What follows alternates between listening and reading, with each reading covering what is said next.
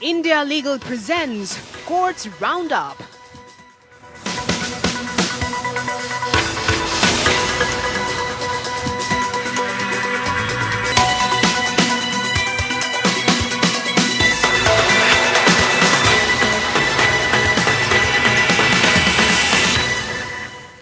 नमस्कार, मैं हूं आपके साथ पूजा कविया गोमा। कोर्ट्स राउंडअप में आप सभी का स्वागत है। इस बुलेटिन में अगले आधे घंटे हम आपको कोर्ट से जुड़ी तमाम छोटी बड़ी खबरों से रूबरू करवाएंगे। कोर्ट की कार्यवाही और सुप्रीम कोर्ट से लेकर हाई कोर्ट और लोअर कोर्ट तक के फैसलों को आपके सामने रखेंगे। आगे बढ़ने से पहले डाल लेते एक नजर हेडलाइंस पर। राजीव गांधी हत्याकांड के दोषी पेरारी वलन को सुप्रीम कोर्ट ने दी जमानत, कहा रिहाई फैसले में सरकार की देरी के कारण हमेशा जेल में नहीं रखा जा सकता, राज्यपाल को सुनाई खरी खरी। एनडीए में आरक्षण की मांग की याचिका सुप्रीम कोर्ट ने की रद्द, कहा जाति के आधार पर सशस्त्र बलों को नहीं बांटा जा सकता। एनडीए में महिलाओं के शामिल होने के मुद्दे पर केंद्र ने मसले के अध्ययन के लिए 3 महीने का मांगा वक्त।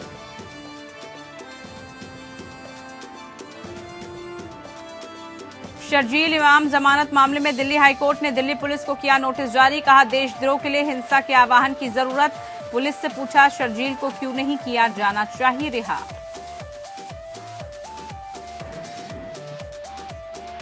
दुष्कर्म कर लड़की को जिंदा जलाने के दोषी की फांसी की सजा रद्द, इलाहाबाद हाईकोर्ट रिहा करने का दिया आदेश, कहा अधीनस्थ अदालतों ने सबूतों को समझने में गलती की, आरोपी खुद को निर्दोष साबित नहीं कर सका।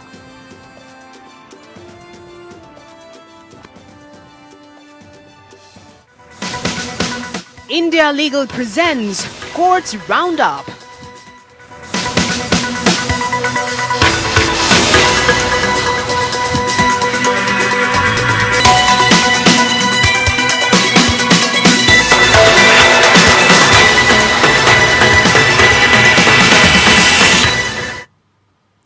इकतीस साल से जेल में बंद राजीव गांधी हत्याकांड के दोषी पेरारी वलन को सुप्रीम कोर्ट ने जमानत दे दी है।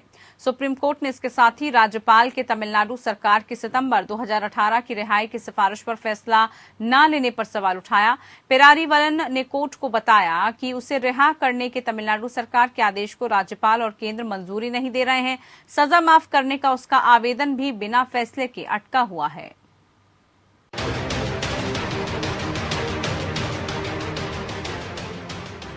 राजीव गांधी हत्याकांड के दोषी पेरारी वलन को सर्वोच्च अदालत ने राहत दी है।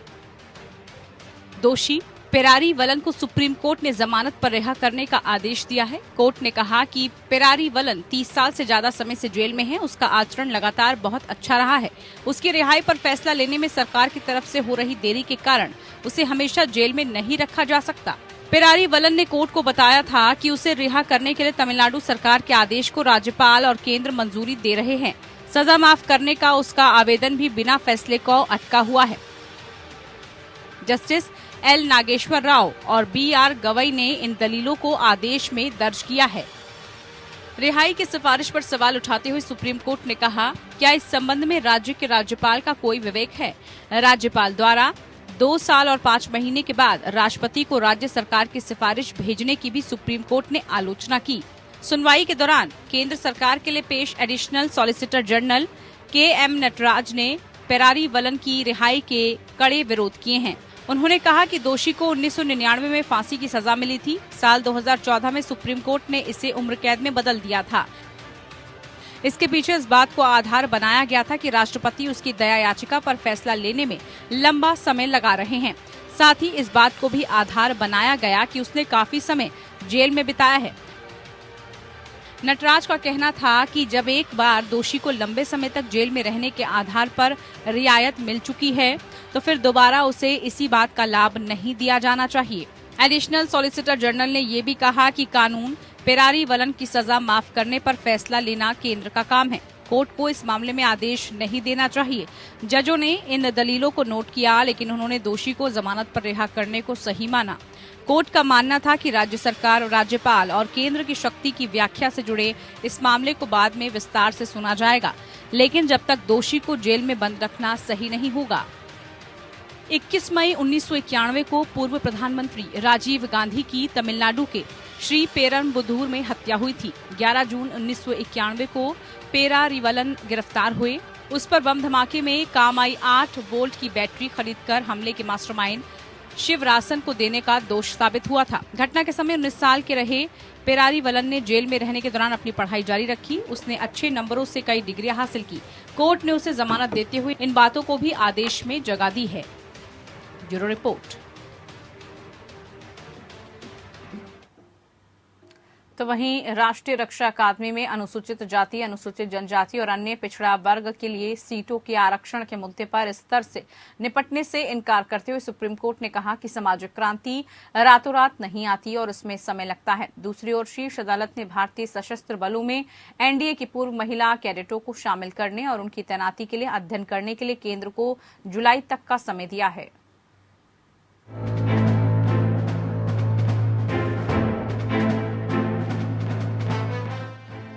सुप्रीम कोर्ट ने राष्ट्रीय रक्षा अकादमी या एनडीए में अनुसूचित जाति, अनुसूचित जनजाति और अन्य पिछड़ा वर्ग के लिए आरक्षण की मांग वाली याचिका से निपटने के लिए अनिच्छा युक्त की है। न्यायमूर्ति संजय किशन कौल और न्यायमूर्ति एम सुंदर की पीठ ने कहा है कि वो एनडीए में महिलाओं के शामिल होने के मुद्दे से निपट रही है और स्पष्ट किया कि वो जाति आधारित आरक्षण की याचिका पर विचार नहीं करेगी। पीठ कुश कालरा बनाम भारत संघ के मामले पर विचार कर रही थी, जो एनडीए में महिलाओं को शामिल करने से संबंधित है, जिसमें एक कैलाश मोरे ने जाति आधारित कोटा की मांग करते हुए एक हस्तक्षेप आवेदन दायर किया है। मुख्य याचिका के संबंध में कोर्ट ने सुनवाई जुलाई तक के लिए स्थगित कर दी। केंद्र ने कहा कि भारतीय सशस्त्र बलों में पूर्व राष्ट्रीय रक्षा अकादमी महिला कैडेटों को शामिल करने और तैनाती के निहितार्थ का अध्ययन करने के लिए समय की आवश्यकता है। केंद्र ने कहा कि एनडीए में महिलाओं की संख्या सशस्त्र बलों में महिलाओं के शामिल होने पर आधारित हो सकती है और इसका आकलन करने के लिए समय मांगा। सुप्रीम कोर्ट में केंद्र सरकार ने डिटेल हलफनामा दायर कर एनडीए 2021 और एनडीए 2022 में महिलाओं को शामिल किए जाने के बारे में बताया। सुप्रीम कोर्ट को केंद्र ने बताया कि एनडीए के प्रत्येक कोर्स में 370 वैकेंसी होती है और ये तीनों सर्विसेज के लिए है। 208 इंडियन आर्मी के लिए, 120 कैडेट्स इंडियन एयरफोर्स के लिए और 42 इंडियन नेवी में जाते हैं। महिलाओं को एनडीए में प्रवेश बहुत बड़ा नीतिगत फैसला है। ऐसे में इसके लिए वक्त दिया जाना चाहिए कि कैसे, कितनी संख्या में रखा जाना है, लंबे समय के लिए क्या पहलू होंगे। तमाम मसलों पर विस्तार से हलफनामा दायर करने के लिए 3 महीने का वक्त दिया जाए। इस मामले में कुश कालरा की अर्जी थी, जिसके तहत महिलाओं को एनडीए में प्रवेश की गुहार लगाई गई थी, जिसके बाद सुप्रीम कोर्ट ने निर्देश जारी किया था कि महिलाओं को एनडीए में प्रवेश दिया जाए। केंद्र ने बताया कि कुल 5,75,854 आवेदकों ने एनडीए का एग्जाम के लिए आवेदन दिया था और 3,57,197 ने पेपर दिए और 1,022 महिलाओं समेत कुल 8,009 कैंडिडेट्स नवंबर 2021 के लिखित परीक्षा में सिलेक्ट हुए थे।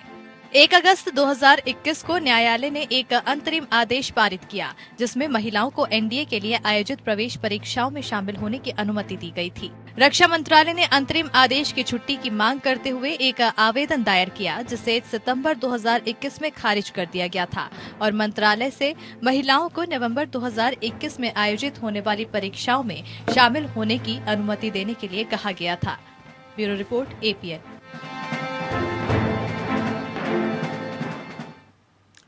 तो वहीं सुप्रीम कोर्ट ने बिहार में लाहौर जाति को अनुसूचित जाति मानने और उन्हें प्रमाण पत्र जारी करने की अधिसूचना को निरस्त कर दिया। कोर्ट ने कहा कि लोहार जाति केंद्र सरकार की 1950 की अनुसूचित जनजाति की सूची में नहीं है। ऐसे में बिहार सरकार लोहार को अनुसूचित जनजाति घोषित नहीं कर सकती। लोहार अन्य पिछड़ा वर्ग में ही रहेंगे और उन्हें अनुसूचित जनजाति का प्रमाण पत्र नहीं मिल पाएगा। बिहार में लोहार को अनुसूचित जाति के अंतर्गत नहीं रखने का फैसला सुप्रीम कोर्ट में जस्टिस के.एम. जोसेफ और हरिकेश राय की बेंच ने दिया है और कहा है कि पहले से ही लोहार जाति कभी भी अनुसूचित जनजाति की लिस्ट में नहीं रही, बल्कि वो राज्य की ओबीसी की सूची में है। सुप्रीम कोर्ट ने लोहार जाति को अनुसूचित जनजाति में लाने वाली नीतीश सरकार की 23 अगस्त 2016 की अधिसूचना को निरस्त कर दिया है और कहा है कि लोहार जाति पूर्व की तरह ही ओबीसी कैटेगरी में रहेगी। उन्हें अनुसूचित जनजाति में नहीं गिना जाएगा। लोहार या लोहरास ही अनुसूचित जाति में आएंगे और उन्हें ही इसका प्रमाण पत्र मिलेगा, लोहार को नहीं। बल्कि बिहार में महागठबंधन के साथ सरकार बनाने के 1 साल के अंदर ही बिहार सरकार ने 8 अगस्त 2016 को यह आदेश जारी किया था कि लोहार जाति के लोगों को अनुसूचित जनजाति में गिना जाएगा और उन्हें इसका जाति प्रमाण पत्र भी दिया जाएगा। इस दौरान राज्य सरकार ने अनुसूचित जनजाति की सूची में शामिल लोहार जाति को ही लोहार जाति के नाम से जाना जाने लगा। दिल्ली उच्च न्यायालय ने फरवरी 2020 के दिल्ली दंगों से जुड़े मामलों में जवाहरलाल नेहरू विश्वविद्यालय के छात्र शर्जील इमाम की जमानत याचिका पर नोटिस जारी किया। न्यायमूर्ति सिद्धार्थ मृदुल और न्यायमूर्ति अनूप कुमार मेदिरस्ता की खंडपीठ ने नोटिस जारी किया, जिसने मामले को 24 मार्च को आगे की सुनवाई के लिए पोस्ट किया है। बेंच ने टिप्पणी की कि निचली अदालत का आदेश जिसने इमाम को जमानत देने से इनकार कर दिया, लेकिन जमानत अस्वीकार करने के लिए कोई भी प्रासंगिक विचार नहीं था। कोर्ट ने दिल्ली पुलिस के वकील से पूछा, निचली अदालत के न्यायाधीश ने कुछ भी नहीं किया, ये सभी अपराध 7 साल से कम के हैं। हम दिल्ली पुलिस से पूछ रहे हैं कि शर्जील को रिहा क्यों नहीं किया जाना चाहिए? क्या वो भागने का जोखिम है? क्या वो सबूतों से छेड़छाड़ करेंगे? कौन गवाह हैं? दिल्ली पुलिस ने वकील ने बताया कि इमाम पर धारा 124(a) का भी आरोप लगाया गया है, जिसके तहत उम्र कैद की सजा का प्रावधान है। न्यायमूर्ति मृदुल ने साफ इस पर जवाब दिया है, देशद्रोह के लिए, हिंसा के लिए विशेष आवाहन की आवश्यकता होती है। इमाम की ओर से पेश हुए वकील तनवीर अहमद मीर ने कहा कि एफआईआर ने भाषण से 3 पंक्तियों को निकाल दिया है और ये विश्वास दिलाया है कि वो हिंसा भड़का रहे हैं। मीर ने कहा कि यदि आप भाषण को पूरी तरह पढ़ेंगे तो आप देखेंगे ये अलग है। न्यायमूर्ति मृदुल ने तब दिल्ली पुलिस से कहा कि लोक अभियोजन को वास्तव में अदालत को जमानत न देने के लिए राजी करना होगा। इमाम ने निचली अदालत के आदेशों को चुनौती देते हुए उच्च न्यायालय का दरवाजा खटखटाया, जिसने जनवरी में उसकी जमानत याचिका खारिज कर दी है और यूपीए के तहत राजद्रोह और अन्य आरोप तय किए गए।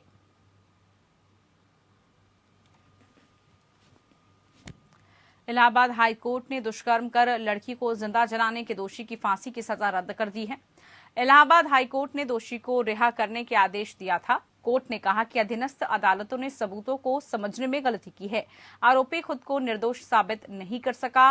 पॉस्को एक्ट के तहत मामला सुना गया था।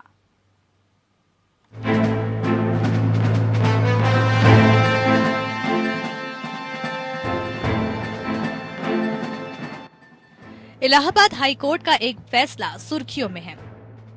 इलाहाबाद हाई कोर्ट ने 14 वर्ष की बालिका के साथ दुष्कर्म कर जिंदा जलाने के दोषी की फांसी की सजा रद्द कर उसे बरी करने का आदेश दिया है। निचली अदालत ने दोषी को फांसी की सजा सुनाई थी। हाई कोर्ट ने कहा, पॉक्सो एक्ट के तहत स्वीकार्य आधारभूत सबूतों के बगैर मात्र इस अवधारणा पर सजा नहीं दी जा सकती कि अभियुक्त स्वयं को निर्दोष साबित करने में नाकाम रहा है।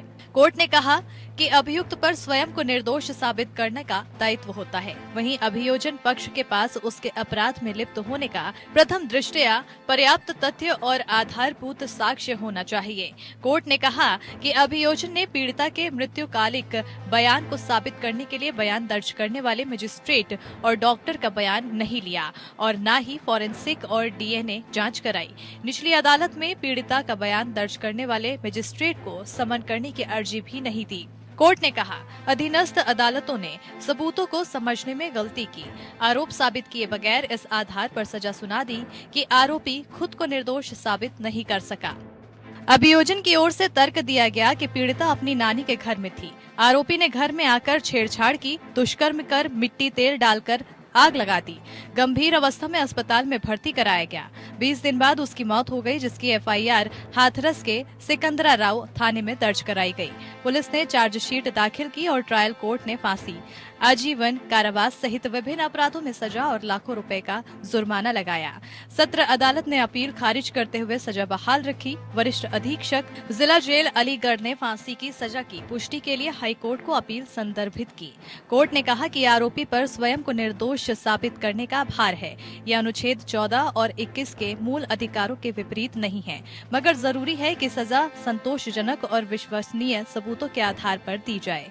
अगर अभियोजन तथ्यों और आधारभूत सबूतों के आधार पर प्रथम दृष्टया अपराध साबित करने में सफल रहा हो, तो वहीं ये अवधारणा लागू होगी कि आरोपी स्वयं को निर्दोष साबित करे। कोर्ट ने कहा, नकारात्मक तथ्य साबित करना कठिन है किंतु असंभव नहीं है। सजा के लिए आरोप संदेह से परे साबित होना चाहिए। Bureau report, APN। वहीं बॉम्बे हाईकोर्ट ने भारतीय जनता पार्टी गिरीश महाजन और नागरिक जनक व्यास द्वारा दायर 2 जनहित याचिकाओं को खारिज कर दिया है, जिसमें महाराष्ट्र विधानसभा के अध्यक्ष और उपाध्यक्ष के चुनाव के नियमों को चुनौती दी गई थी। मुख्य न्यायाधीश दीपांकर दत्ता और न्यायमूर्ति MS कार्णिक की पीठ ने यह भी निर्देश दिया कि मामले की सुनवाई के लिए 2 याचिकाकर्ताओं द्वारा पूर्व शर्त के रूप में जमा की गई राशि को जब्त कर लिया जाए। वास्तविक साबित करने के लिए कोर्ट ने पिछली सुनवाई के दौरान व्यास को 2 लाख रुपए और महाजन को 10 लाख रुपए जमा करने को कहा था।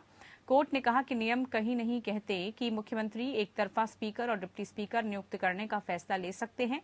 पीठ अगस्त 2021 के अपने आदेश का जिक्र कर रही थी, जिसमें कोर्ट ने राज्य विधान परिषद में 12 सदस्यों के नामांकन के लिए मंत्रिपरिषद द्वारा उन्हें भेजी गई सिफारिशों को उचित समय के भीतर स्वीकार करने या वापस करने के लिए राज्यपाल के संवैधानिक कर्तव्य को दोहराया था।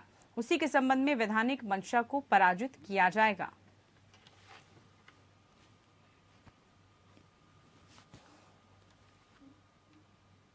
वहीं मुंबई की अंधेरी सत्र अदालत ने बॉलीवुड अभिनेत्री कंगना रनौत द्वारा दायर 2 आवेदनों को खारिज कर दिया है, जिसमें उन्हें और गीतकार जावेद अख्तर के बीच की कार्यवाही को अंधेरी मजिस्ट्रेट से मंजूरी दूसरे मजिस्ट्रेट को स्थानांतरित करने की मांग की गई थी।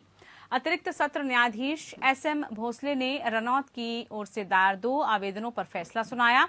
एक आवेदन में अख्तर द्वारा कंगना रनौत के खिलाफ दायर मानहानि शिकायत को स्थानांतरित करने की मांग की गई थी, जबकि दूसरे आवेदन में जावेद अख्तर के खिलाफ जबरन वसूली का आरोप लगाते हुए उसकी क्रॉस शिकायत को स्थानांतरित करने की प्रार्थना की गई थी।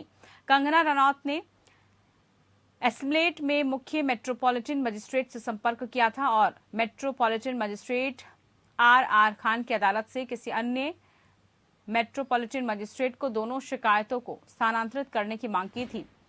एस्प्लेनेड मजिस्ट्रेट ने दोनों स्थानांतरण आवेदकों को खारिज कर दिया। इसके बाद रनौत ने दंड प्रक्रिया संहिता की धारा 408 के तहत विशेष अधिकार क्षेत्र का आह्वान करते हुए डिंडौशी में सत्र न्यायालय का रुख किया। उसने अपनी याचिका में दावा किया कि अंधेरी मजिस्ट्रेट में जानबूझकर उसे चोट पहुंचाने की अपनी शक्ति का दुरुपयोग किया गया। कंगना रनौत ने कहा कि अंधेरी मजिस्ट्रेट ने मीडिया कर्मियों के सामने एक खुली अदालत में ये घोषणा करके उनकी छवि को नुकसान पहुंचाया कि अगर वो अगली तारीख को अदालत में मौजूद नहीं रहती तो उनके खिलाफ गिरफ्तारी वारंट जारी किया जाएगा।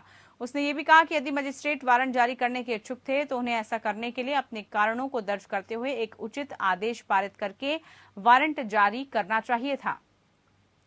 कंगना ने तर्क दिया कि इस तरह की टिप्पणियां गोपनीय जानकारी या विशेषाधिकार प्राप्त जानकारी के दायरे में नहीं आती हैं, क्योंकि ये न केवल रनौत के वैध अधिकारों को प्रभावित करती हैं बल्कि मामले के निर्णय के तरीकों को भी प्रभावित करती हैं।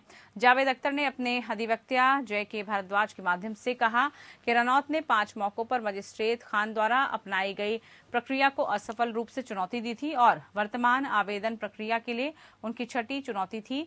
कुल मिलाकर रनौत 12 तारीखों पर उपस्थित नहीं हुई थी जब मामला सूचीबद्ध किया गया था और उसकी उपस्थिति को आपराधिक प्रक्रिया संहिता के तहत आरोप तय करने के लिए उसकी याचिका दर्ज करने के सीमित उद्देश्य के लिए बुलाया गया था। उन्होंने आरोप लगाया कि रनौत कार्यवाही में देरी करने के लिए कोशिश कर रही थी, जिसके कारण उसकी याचिका दर्ज नहीं की जा सकी।